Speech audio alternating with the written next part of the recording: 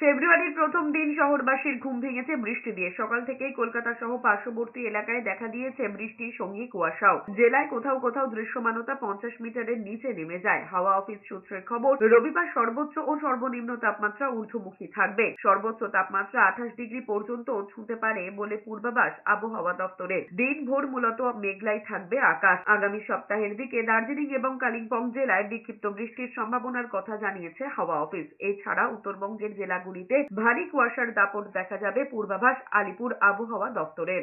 মোটামুটি ভাবে clear sky থাকবে এবং বৃষ্টিপাতের সেরকম কোনো সম্ভাবনা নেই। আর শ্যালো টু মডারেট ফগ হওয়ার সম্ভাবনা আছে। প্রায় 7 ডিগ্রি টেম্পারেচার, মিনিমাম তাপমাত্রা প্রায় 7 ডিগ্রি ওপরে আছে, যা নর্মাল তার তুলনায়। এরপর থেকে দেখা যাবে যে টেম্পারেচারটা 2 to 3 ডিগ্রি আবার কমে গেছে। দক্ষিণবঙ্গের ক্ষেত্রেও কিছু কিছু জেলাতে ডেন্স ফগ কালকে এবং আগামীকাল এবং আগামীকাল ভোরে, আর উত্তরবঙ্গের ক্ষেত্রেও আগামীকাল এবং আগামী পরশু ডেন্স ফগ কিছু কিছু জেলাতে সম্ভাবনা দেওয়া হয়েছে।